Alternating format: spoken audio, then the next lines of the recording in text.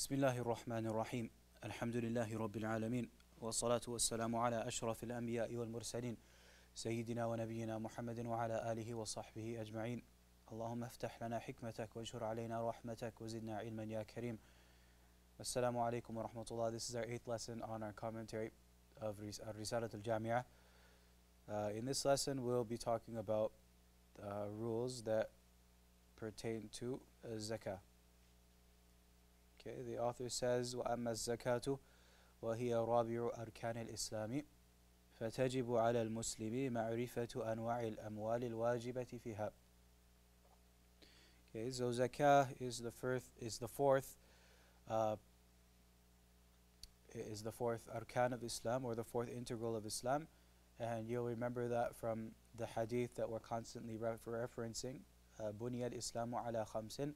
Islam is established on 5 things. Okay, so this is one of the 5, and a person who denies zakah or denies the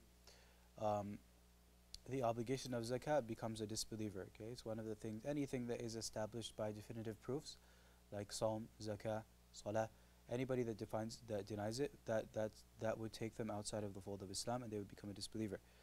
Okay, as opposed to some of the specifics of zakah. So if a person denies that zakah is obligatory on a certain thing, for example, then that wouldn't, if it's a difference of opinion, they wouldn't become a disbeliever, and that goes across the board. Okay, there are numerous things that establish zakah that make it known definitively. So, for example, the hadith that we mentioned, بُنِيَ الْإِسْلَامُ عَلَى خَمْسٍ, and numerous Quranic verses, numerous verses in the Quran, like for example the Quranic command to the Prophet ﷺ, خُذْ مِنْ أَمْوَالِهِمْ صَدَقَةً تُطَهِّرُهُمْ وَتُزَكِّيهِمْ بِهَا, that take out of their wealth a sadaqah, or a charity that would purify them or purify it through that. Okay, and we mentioned بُنِيَ الْإِسْلَامُ عَلَى خَمْسٍ, and for another is, for example, وَأَقِيمُوا الصَّلَاةَ وَآتُوا الزَّكَاةَ وَارْكَعُوا مَعَ الرَّاكِعِينَ, that establish the prayer and give the zakah and make ruku', literally, with those who make ruku'. Okay, zakah, linguistically, it means it can denote various things. One is growth.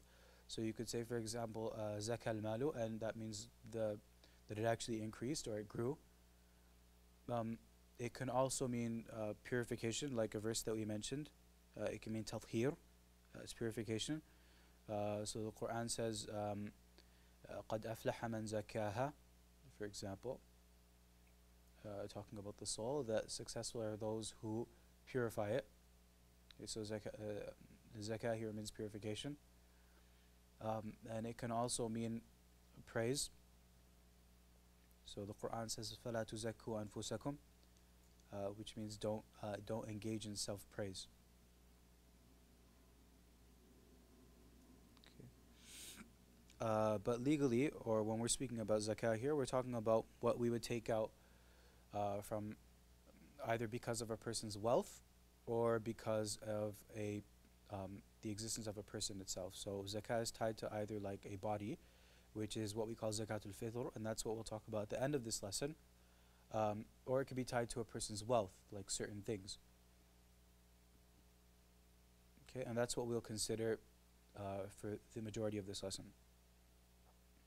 Okay, there are some general obligations for zakah. There are general obligations, and then there are general conditions, and then there are specific conditions for specific types of wealth. So the general conditions are that a person be a Muslim or Islam. So there's no zakah obligatory on a person who's not a Muslim.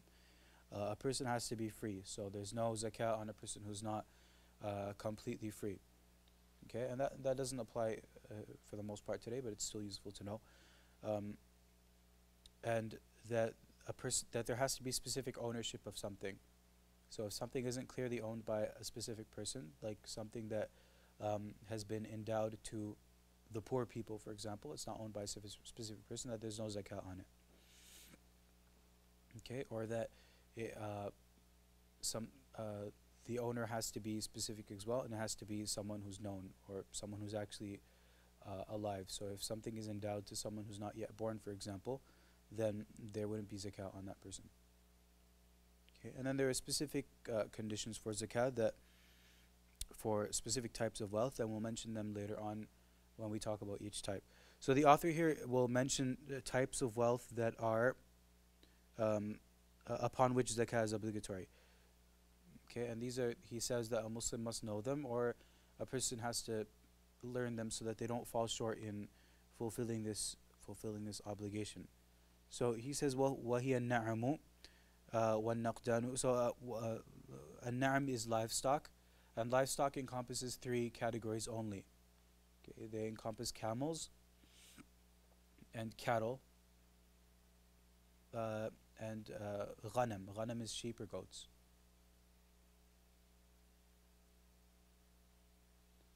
Okay, and then he says naqdan, and we'll talk a little bit about each category afterwards, but here he's just listing them. So he says naqdan, that's gold and silver only. What tijara, and tijara means trade. Here he means inventory from a person's business.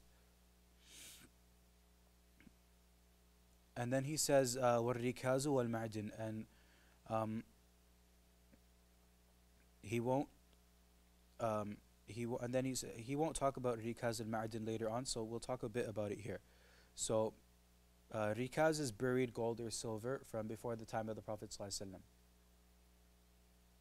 All right, it's essentially treasure. So if you stumble upon treasure, it has to be gold or silver, then there'd be zakat. You'd have to pay zakat on it. Okay, and it would have to. There are certain conditions that would have to apply if a person were to somehow find a pot of gold, so to speak. It would have to be the nisab amount. Okay, so if the nisab amount is the lower level amount that a person would have to clear to pay zakah. That's what the nisab amount is. So if you have under it, you wouldn't have to pay zakah. If you have over it, you'd have to pay zakah. So we'll talk about what the nisab is, or what that threshold is for gold and silver when we get to gold and silver shortly. But for now, the rikaz, if the treasure is of that level, then you have to pay zakah. If it's less than that number, then you wouldn't have to pay zakah. Okay? If the rikaz or the treasure that you find is of that amount, or not of that amount, but the amount that you already own, if you take them together, then you would have that. You would meet that threshold. Then yes, you would also have to pay zakah as well. Okay. There are some other conditions, like it has to be in unowned land, or unclaimed land, or the land that a person owns. Okay, and the obligatory amount, so there's two amounts. One is the thing that we call nisab, which is the threshold that a person has to reach to pay zakah. And then the second thing is the obligatory amount, like how much out of that total wealth would you have to pay of zakah. Okay, so the amount here, it would be what would be a fifth. It'd be a fifth, and there's no obligation for a year to pass. A person would have to pay immediately. Okay, so you'll see when we talk about other things that a year has to pass, but not for rikaz. For rikaz, you wouldn't. A year doesn't have to pass; you'd have to pay immediately. Okay, the next thing the author mentions is wal ma'din. Okay, and he doesn't go on to talk about this in detail. He doesn't talk about them in detail because they're not common. I mean, it's not. You might have thought about this yourself already. It's not common for people to find treasure, and it's not common for people to be engaged in mining. Okay, like a person wouldn't just pick up like a pickaxe and go mine gold or something. Okay, it's just, at least right now, that's an actual industry, right? But in any case, ma'din here is referring to mined gold or silver. Okay, and ma'din is the word for the thing that you've mined, so the gold or the silver that you're mining, and it's also the word for the place that you're mining from. That is the mine itself. Okay, so you can call it ma'din. Okay, the obligatory amount is 2.5%. We call it 2.5%. In books, it's referred to as rub al-ushur. That's 2.5%. Okay, that's like a fourth of a tenth, which is 2.5%. Okay, and there are some conditions. One of the conditions is it has to be gold or silver. So not any other. There There are very specific things upon which there is zakah. Okay, so we said, for example, that there's zakah um, on camels and cattle and goats and sheep, right? There aren't. So if you have like a bunch of horses, or you have some other type of animal, whatever it is, there isn't zakah on it. There's very specific things upon which there is zakah. So for ma'adin, there has to be gold or silver, not anything else. So if you're mining platinum, which which could even be more valuable than gold or silver, or if you're mining something that is less valuable, like copper or lead or something like that, there wouldn't be zakat on any of those things. Okay.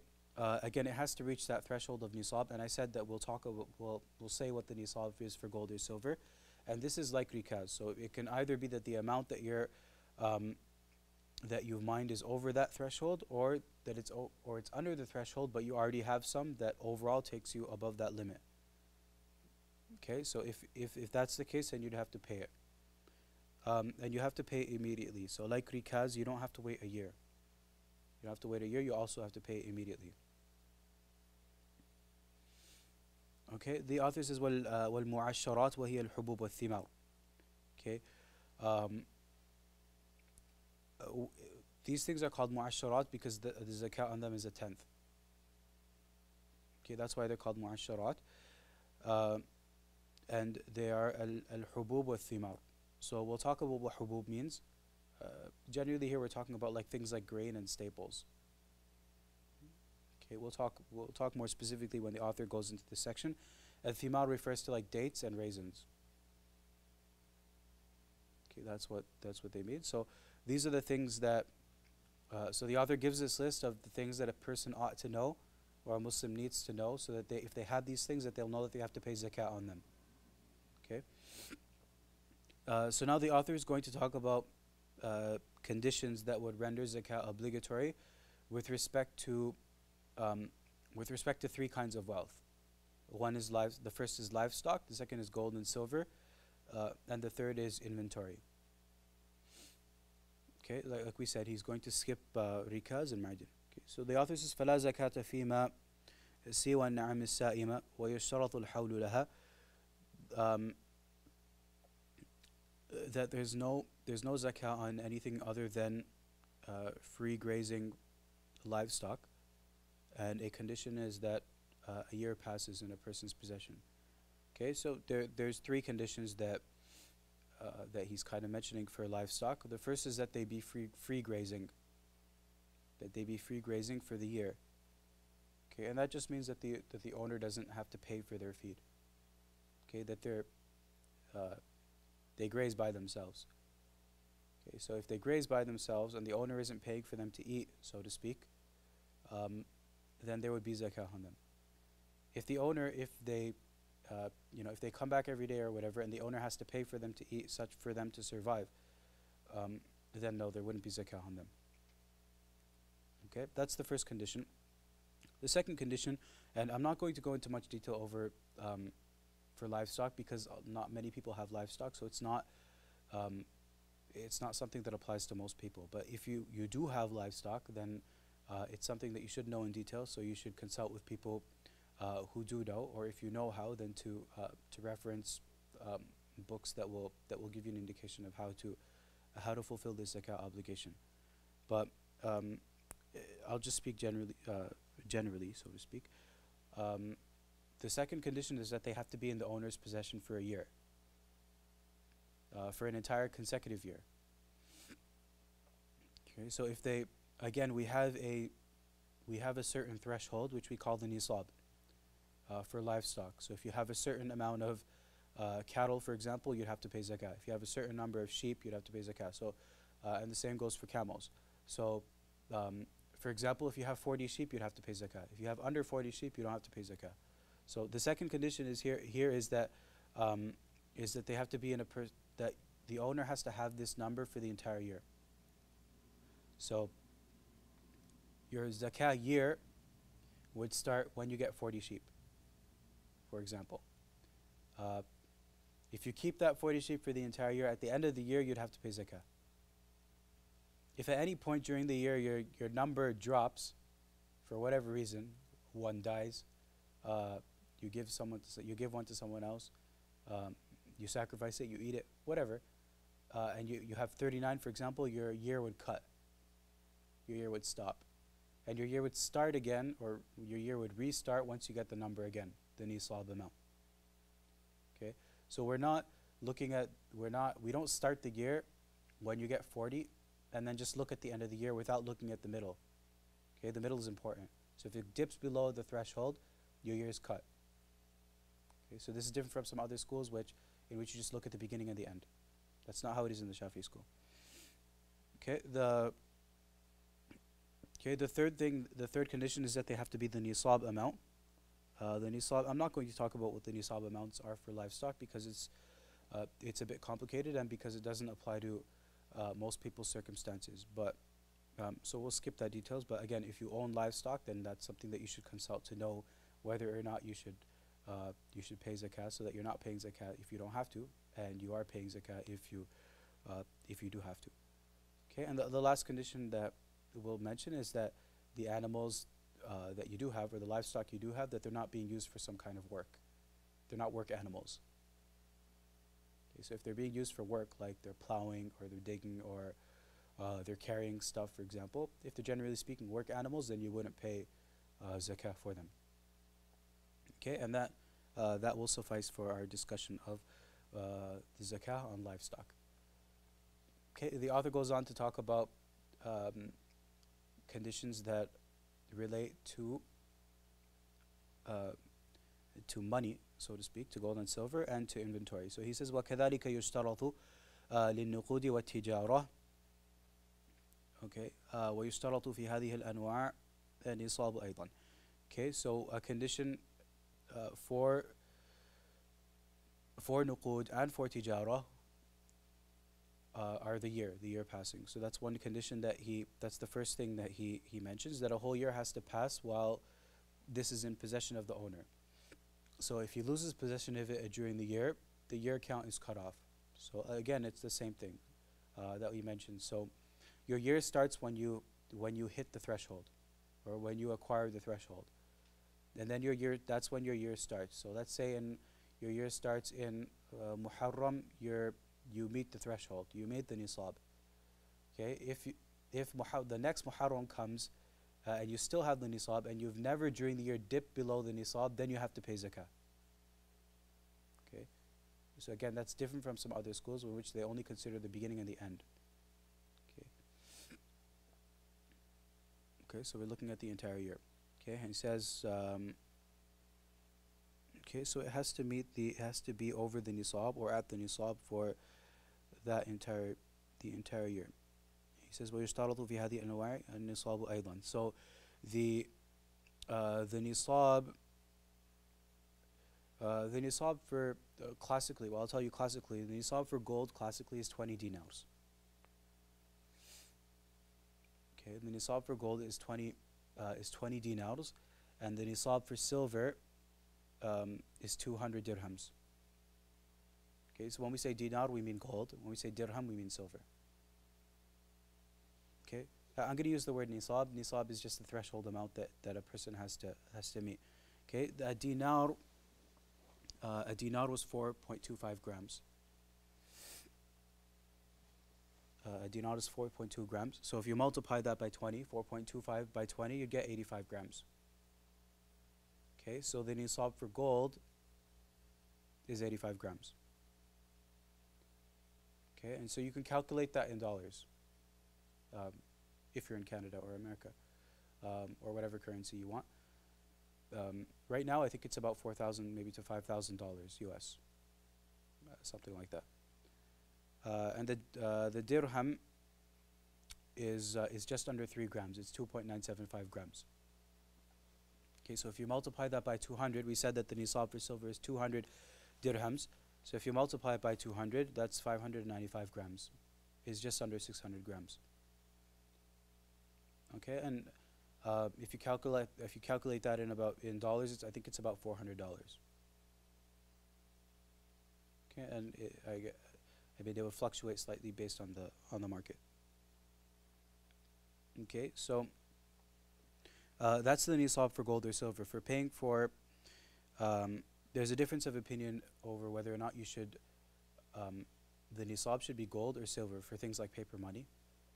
Um, so should we calculate it based on the nisab of gold or silver? There's a difference of opinion. So um, historically, the two were kind of the same. Whether you calculate it in gold or whether you calculate it in silver, it was more. You'd be more or less paying the same amount. But the value of silver has diverged from the value of gold. So there's now a difference of opinion with respect to which you would use. Okay, and some say you use silver, and some say you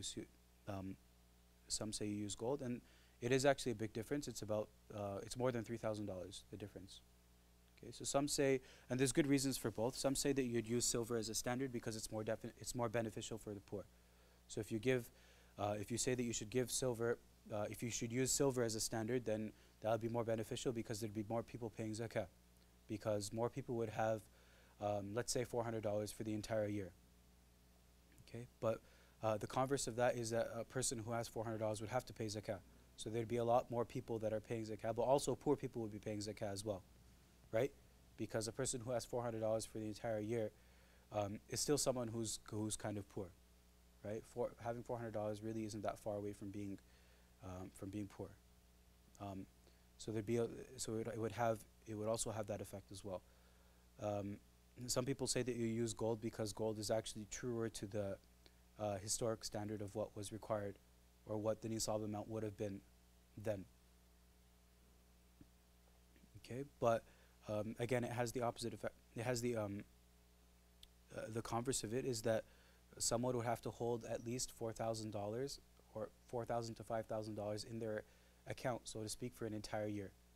So there might not be that many people that are paying zakat if a person has to have had that amount within their possession for the entire year. Okay, both opinions have their proofs and their reasoning. Okay, that is the nisab, or the threshold amount for gold or silver.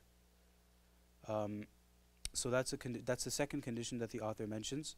There are some other conditions that he doesn't mention. One of them is that it shouldn't be permissible jewelry. It shouldn't be permissible jewelry. So if it's permissible jewelry, then what? There's no zakah on permissible jewelry. Okay, so if a woman has jewelry, whether it's gold or silver, she wouldn't pay zakah on them. Okay, so impermissible jewelry can be something that's actually something that's intrinsically impermissible, like a gold cup, for example, is intrinsically impermissible. You can't have it. Okay, so if you do have it, that alone is haram, but you'd have to pay zakah on it as well. Okay, so gold or silver utensils, generally speaking, are impermissible, so you'd have to pay zakah on them. Okay, and there might be something that's not intrinsically permissible, but it's impermissible because of a person's intention. So like a woman's gold jewelry, for example, is not intrinsically impermissible, but if a man buys it with the intention of wearing it, for example, that would be impermissible. Okay, so if he has it, that's his intention, he's going to wear it, then he'd have to pay zakah on it. Okay, but the same thing, if a woman owned it, she wouldn't have to pay zakah on it. Okay, so it's impermissible because of the intention. Okay, and the last thing is that a person shouldn't have, or a woman shouldn't have this kind of jewelry for the purpose of hoarding. If you bought the jewelry and the intention is not ever to wear it, but you bought it because of the gold, and you're using it as a way to hoard gold, so to speak, then you'd have to pay zakah on it. Okay, but for the most part, people don't do that. Jewelry is made to be worn, and it's bought to be worn. So even if a woman buys it or acquires it and never actually wears it, she just never finds the occasion to wear it, or doesn't feel like it, but it's there and it's made to be worn, then she wouldn't pay zakah on it. She wouldn't have to pay zakah on it. Okay, with respect to tijara, there are some conditions that the author did mention. One is that the full year has to pass from the time that the person possesses the inventory.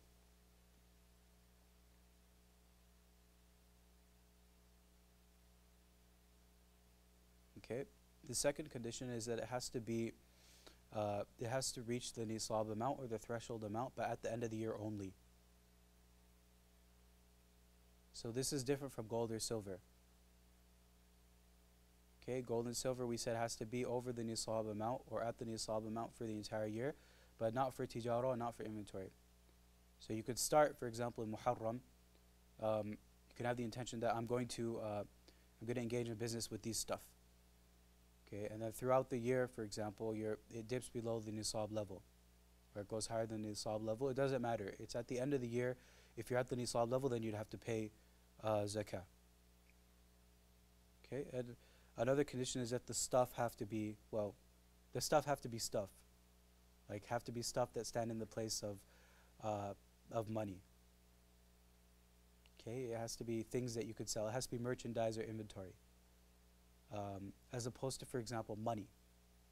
So if you're doing currency trading or you're trading in currencies, for example, there's no zakah on that. There's no zakah on it.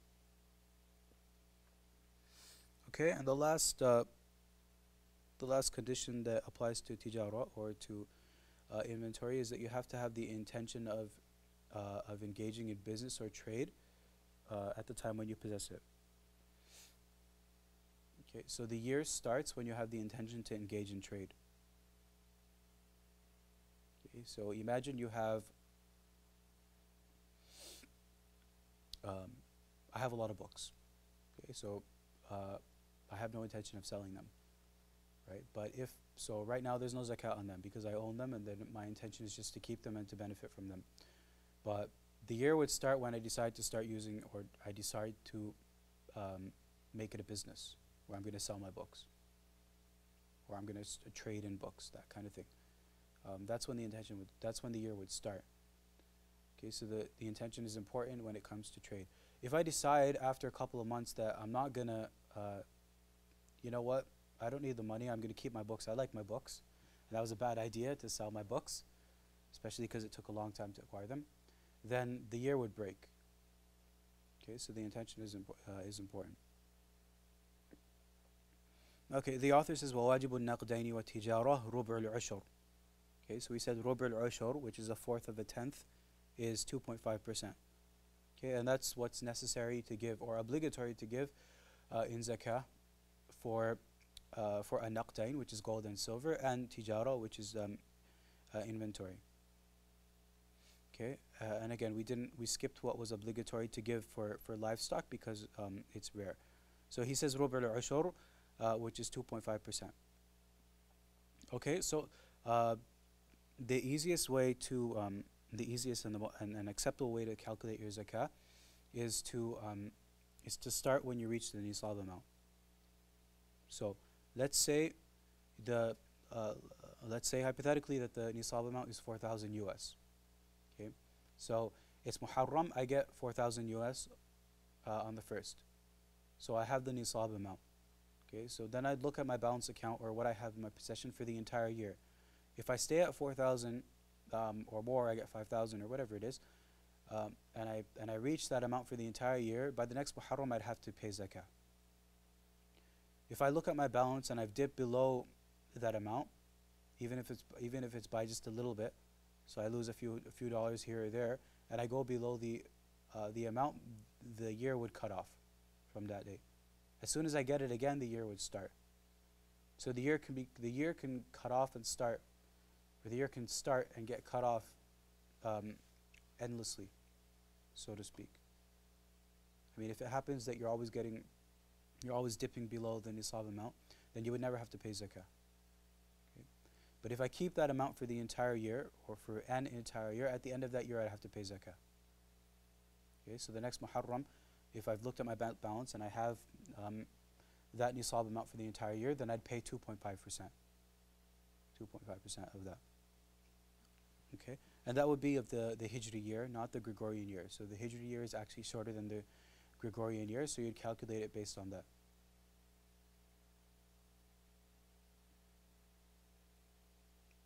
Okay, that's the easiest way of calculating your zakah for your money. And there are other ways of calculating it, but they are more complicated. Okay, but this is an acceptable way of doing it. Okay, the author says وواجب الحبوب والثمار التي سقيت بمؤنة أو بمؤونة نصف العشر وبغير مؤونة العشر.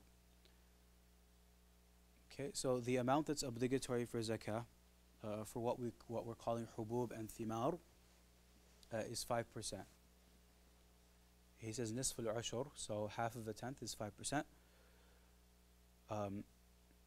And there's a condition to that, and that's that you've watered them yourselves or you've irrigated them yourself. So it doesn't only mean that like you've literally picked up a hose and watered them yourself. It just means that you've gone to lengths to irrigate these things. Okay, so it can either be because you've used animals to get water, or you've like built the irrigation thing, for example. In those cases, you would only pay 5%. That would be the obligatory zakah amount. He says بغير مؤونة or بغير مؤونة or مؤنة العشر. That's at 10%.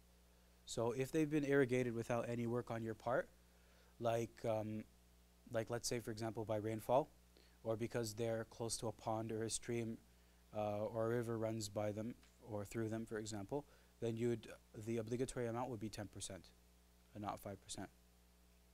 Okay. There are some conditions for this. One is that they have to reach the nisab amount. Okay. The nisab amount, classically it's khamsatu awsuq.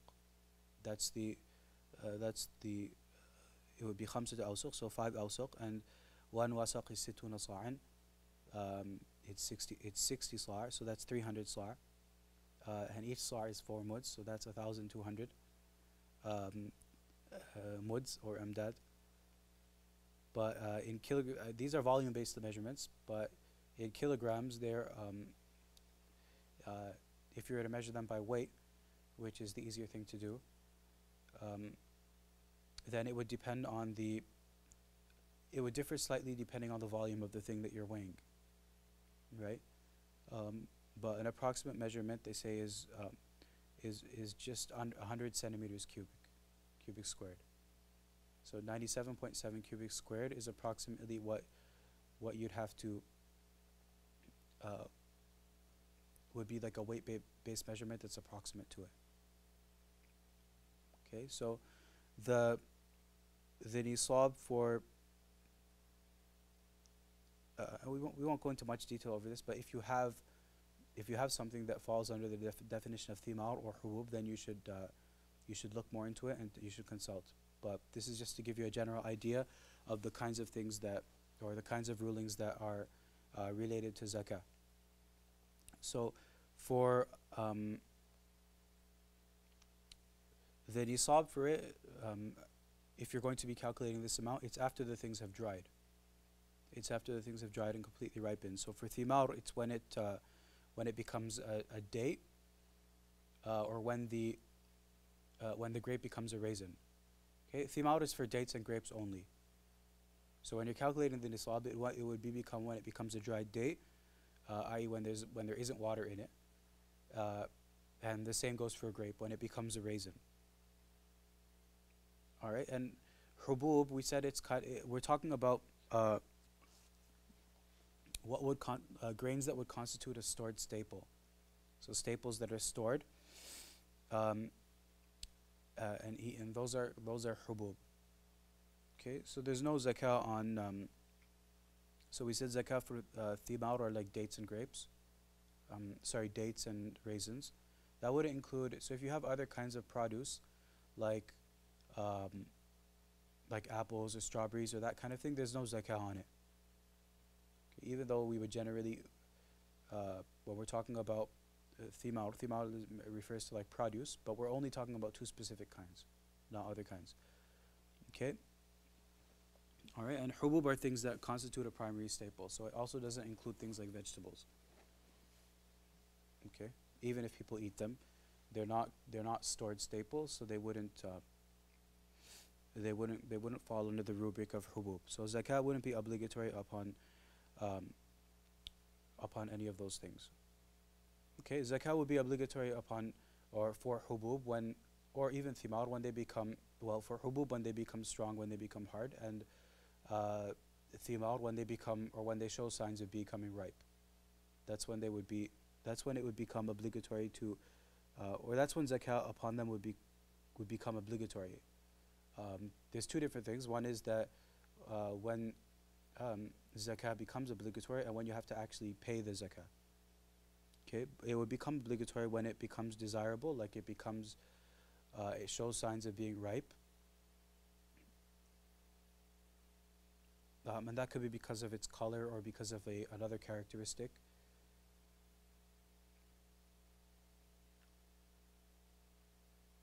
But actually giving the zakah, or when it would become obligatory to give the zakah, would be when it dries and when it's taken down and it's removed from other things that are surrounding it.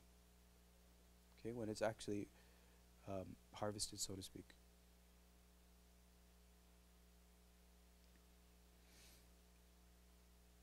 Okay, so these are the things that you'd have to pay zakah on.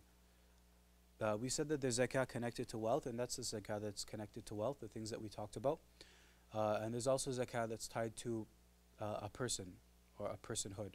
Okay, and this is the zakah that we're going to talk about now. This is zakatul fitr. Okay, and you probably, I'm sure you've heard of zakatul fitr. It's the zakah that a person would, that you've heard people give in Ramadan, or at the end of Ramadan before the Eid prayer. And there's different names for it. People will call it sadaqatul fitr, or they'll call it zakatul fitr. You might even hear some people calling it fitra. Okay, all those things, they were all referring to zakatul fitr.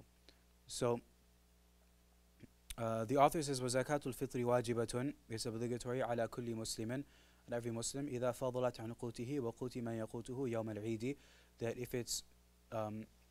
if what he's going to give is extra to what he needs for himself and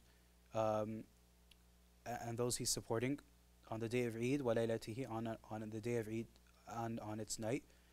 And then he says how much it is. He says أربعة أمداد بمد النبي صلى الله عليه وسلم. Okay, so there's a whole bunch of conditions here. The first thing is that it's obligatory. He says على كل مسلم, so on Muslims but not any other person.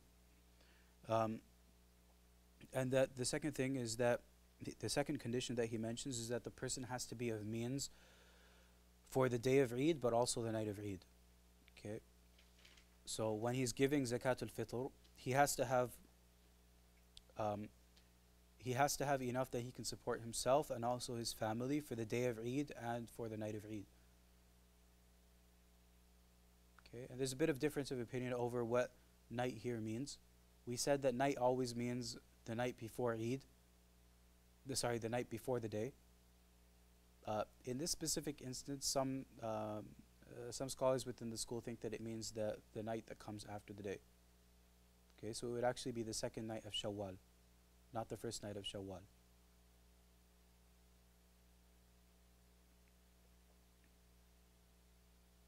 Okay, so a person would have to have enough that he could support himself and his family for that period of 24 hours.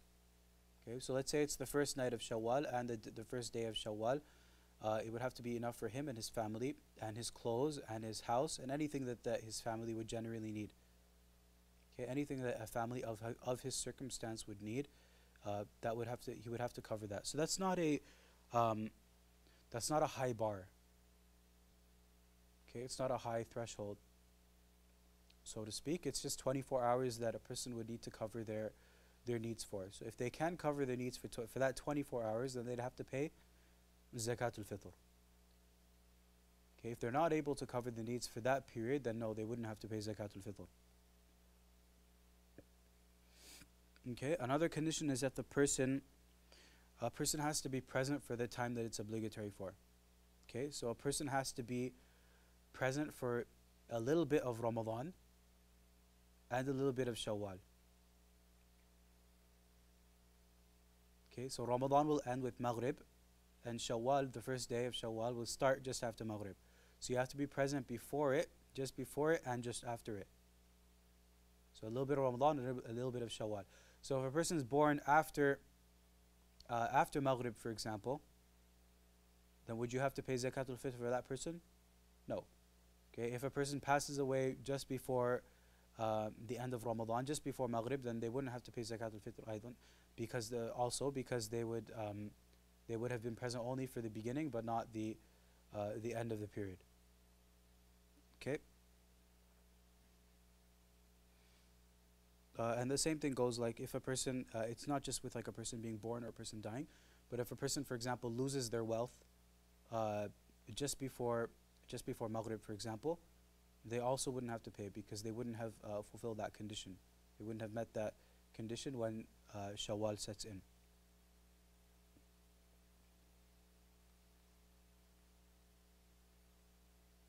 Okay. So a person who fulfills these conditions, they have to pay Zakatul Fitr for themselves, but also for everyone that they have to support. Okay, so the people they have to support include a person's wife, for example, a man's wife, and also his parents and his children, if his parents and his children cannot support themselves.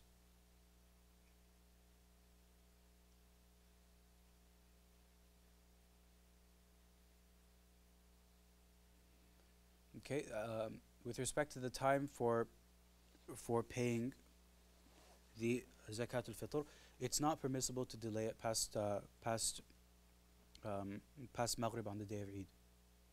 Okay, so the day of Eid ends with Maghrib and the next day starts, so it's impermissible to delay it past that.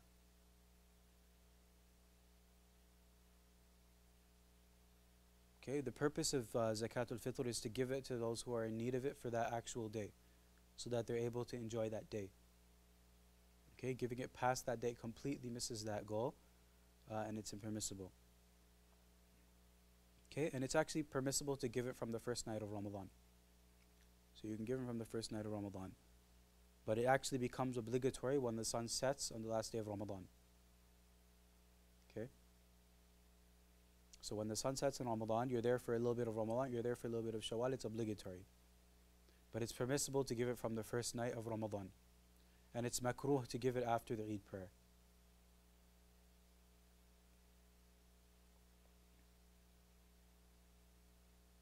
Okay, classically our texts say that the best time to give it is after Fajr on the day of Eid. After Fajr on the day of Eid until the Eid prayer, just before the Eid prayer. Okay, and that's classically when we say the best time is to give it, and that's why you'll see when you go to Eid prayer that people will be giving it before the Eid prayer. That's when most people will be giving it. And that's classically what's mentioned, but in these days giving it before that is likely better. If you consider the purpose of it, which is to give people for that day so that they can make use of it. If you're giving it just before Eid prayer in these days and you're giving, it's not something that people will be able to make use of, for the most part. Okay, if you give someone a couple of kilograms of rice on the day of Eid, they might not be able to make use of it, or in time. So the goal of it is lost. But if you give it, as we said, it's permissible to give it from the beginning of Ramadan. If you give it prior to the day of Eid, people will be able to make use of it, such that they have something to eat on the day of Eid, for example. Okay. Another thing is that a lot of organizations in North America, in the Western world, they delay the time of the Eid prayer as well. So a lot of people will pray Eid at 10 or 10:30, for example, a.m. Whereas you can pray the Eid prayer after Ishraq. So if you are praying Eid, for example, or if you're having the Eid prayer at about 6 o'clock in the morning or 7 o'clock in the morning, and you were to give the Zakatul Fitr before that, then people could still make use of it. But if you're delayed to 10 or 11 o'clock, then the time for which people can make use of the Zakatul Fitr becomes less and less. Right? Okay. Right, and the third thing is that people today don't give Zakatul Fitr to specific individuals. They tend to give it to organizations. Right, so they'll go to a large organization, and they'll give the Zakatul Fitr to them, and the organization will disperse the Zakatul Fitr. So if that happens on the day of Eid, you're giving it to an organization. They're not going to give it out until days out, who knows how late, right? So they won't be giving it out on the day of Eid either. So the objective of Zakat al-Fitr, which was for that specific day, is completely lost. Okay, so it's better in these days because of those issues, and it's permissible to give it prior to the day of Eid. Okay, the author says أربعة أمداد بمد النبي صلى الله عليه وسلم, that it's 4 amdad. So the amount that 4 amdad is a sa'. So that's the amount that's obligatory for a person to give in Zakat al-Fitr. Yeah, that's 4 muds, and al-sa', the 4 muds is about 2.75 kilograms. Okay, 2.75 kilograms. Okay, so we said that the sa' or the thing that you give in Zakat al-Fitr, it has to be it has to be what's considered like a primarily used staple. Okay, so you can have different things that are considered staples, and they're stored.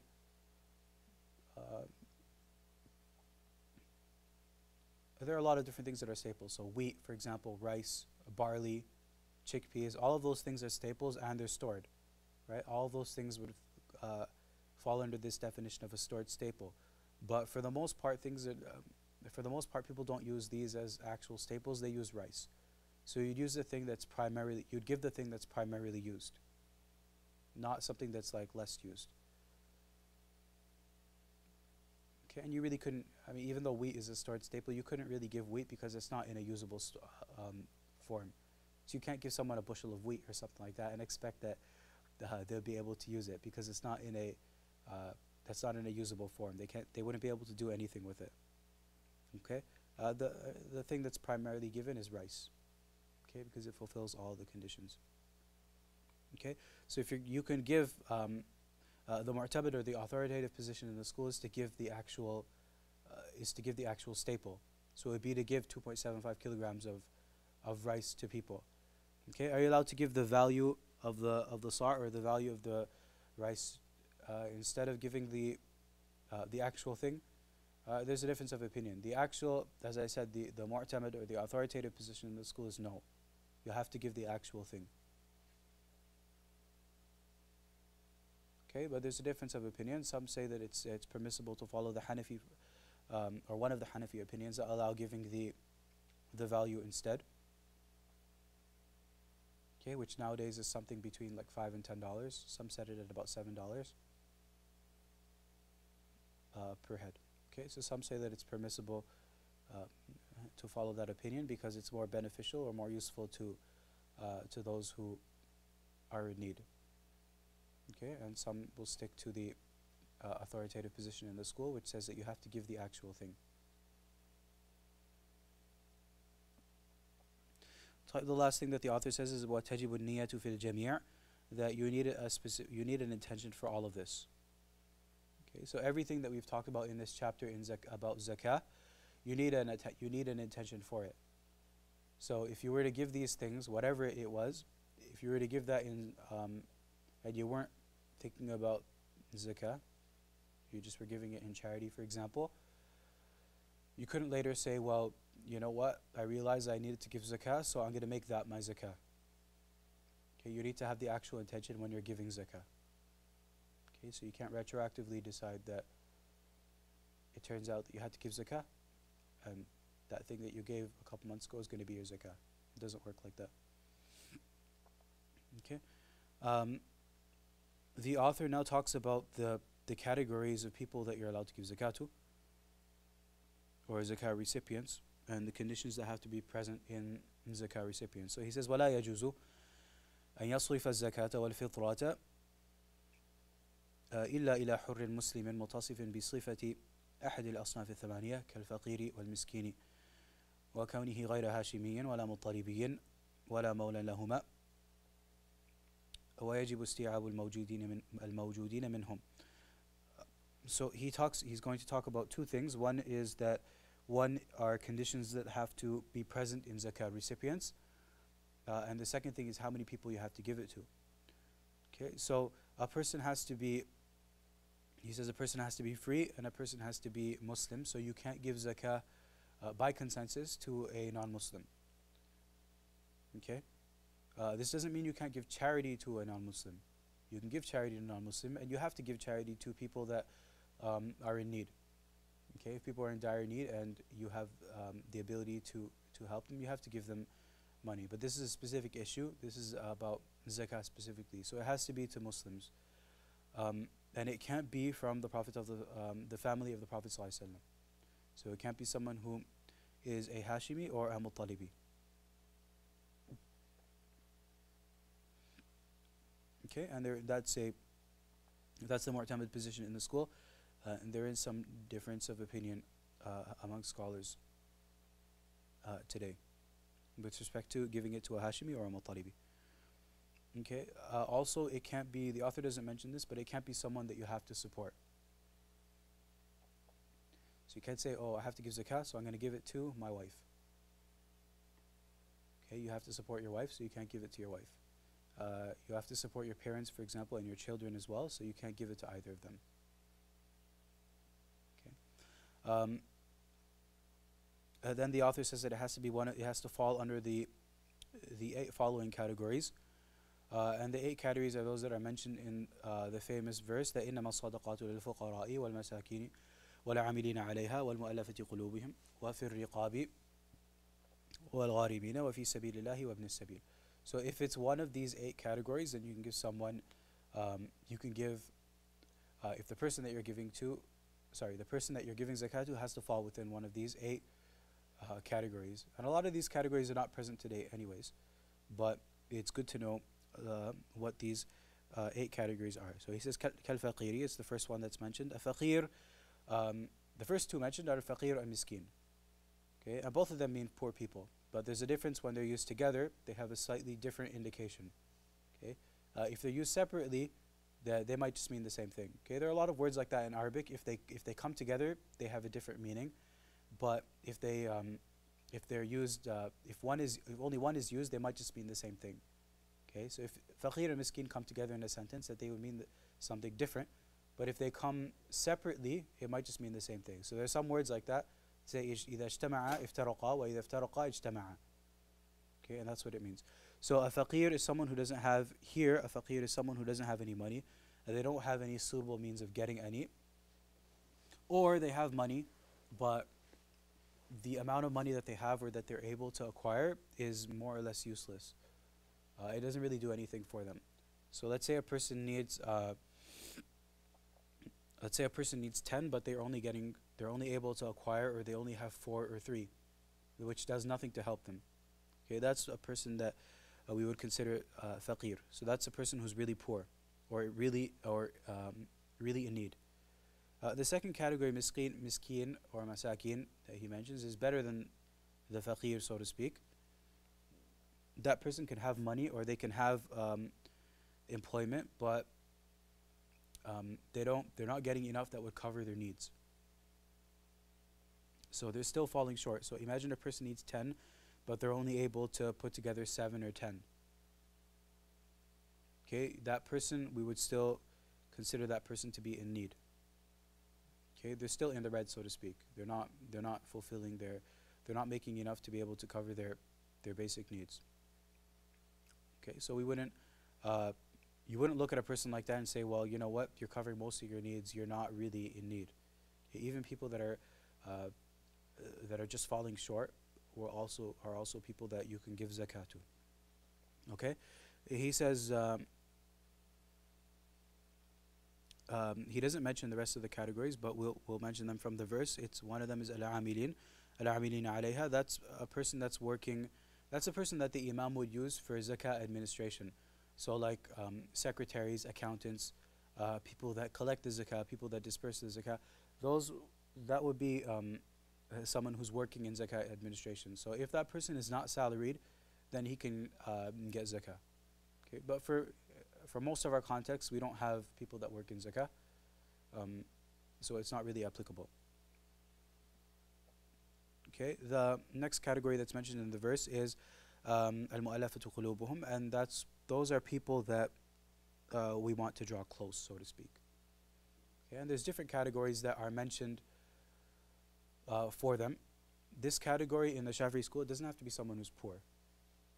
Okay, so that's different. The al-fuqara al-masakin, or the faqir and the miskin, is different from someone who is al-mu'allafatu qulubuhum. So a person that you want to draw close, it can be a Muslim that's new to Islam, and maybe they're estranged from the Muslim community.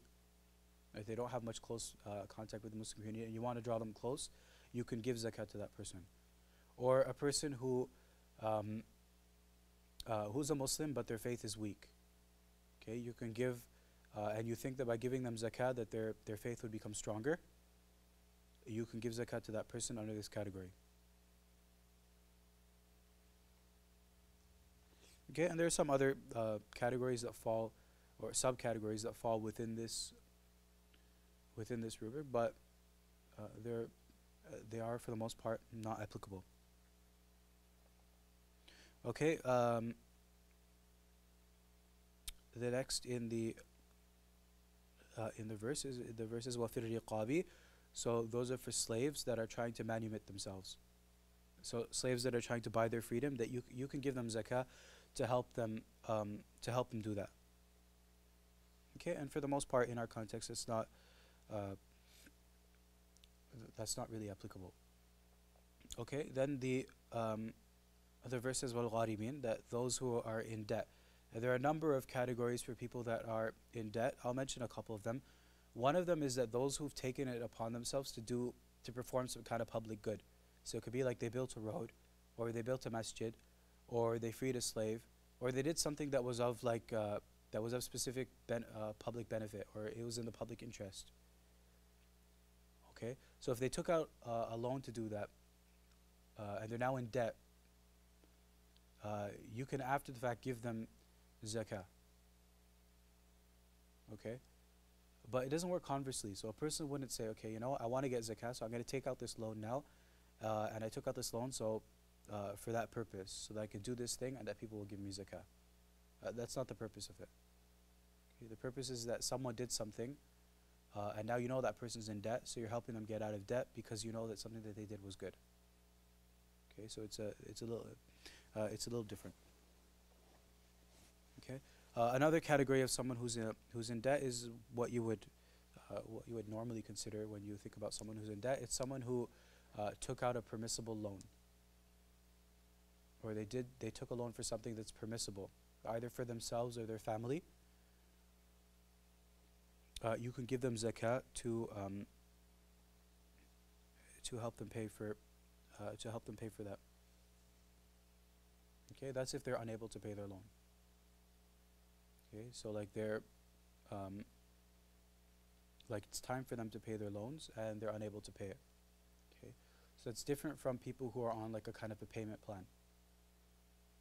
So if someone has a payment plan for 10, 20 years or whatever it is, and they're able to make their payments, then that wouldn't be someone who falls within this category. Okay, it's someone who's unable to pay their debts.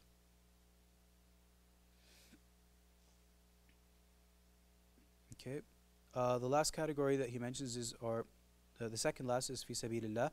That's those who are engaged in jihad of their own accord, and they don't have a salary, it's not a salaried position. That a person can be given zakah for that. Okay, and the last category that is mentioned is wabn as-sabil. Wabn as-sabil are travelers, but there's more than one kind. The kind that's more that more easily springs to mind is that a person who's cut off from his wealth. So a person traveled to X country or something like that, and they have no means of getting back. Okay, so that kind of person you can give zakat to. You can also give zakat to someone who wants to engage in permissible travel.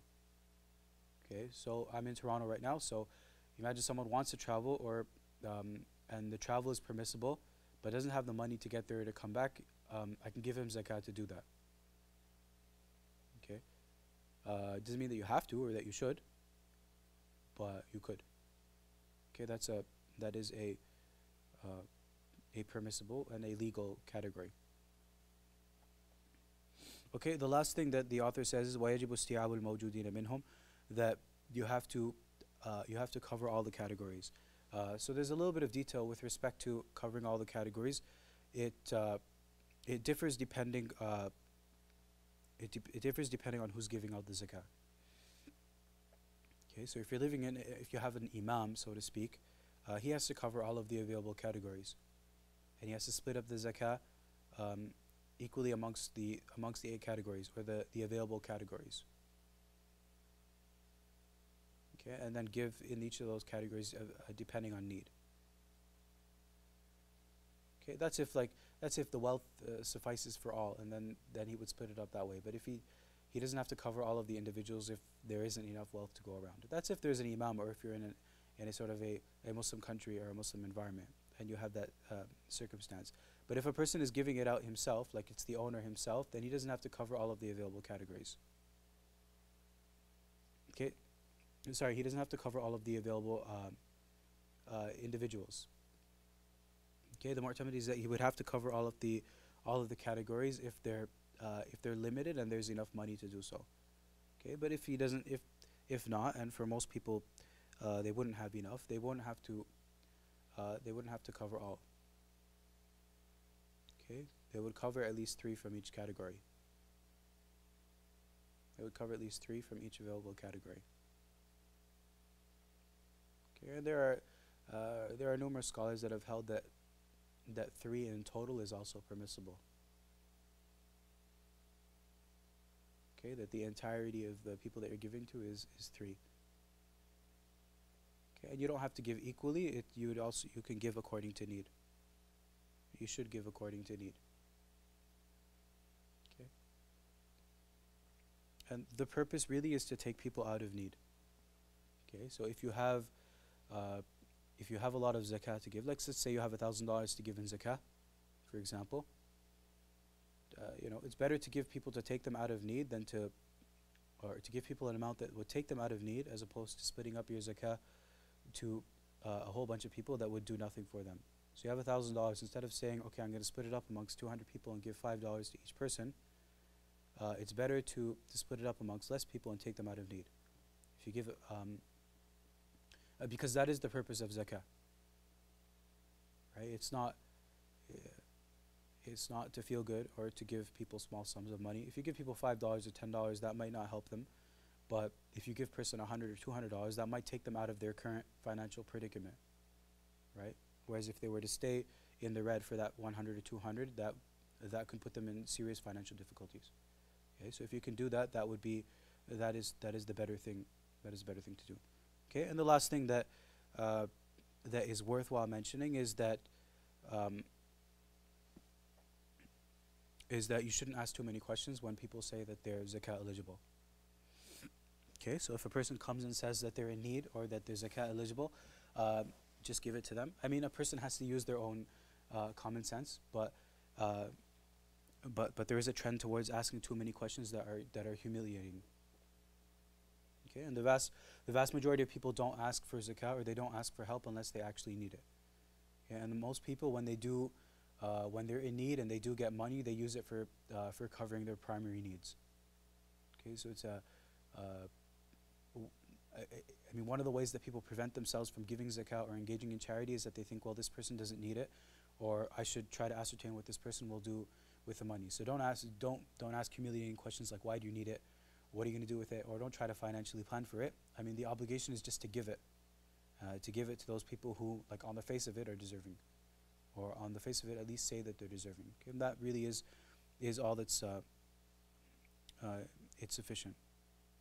Is sufficient to do. Okay, and that will bring us to the end of our section on zakah. And in our next couple of lessons, we'll look at the final rukn, which is Hajj. وصلى الله وسلم وبارك على سيدنا ونبينا محمد وعلى آله وصحبه أجمعين.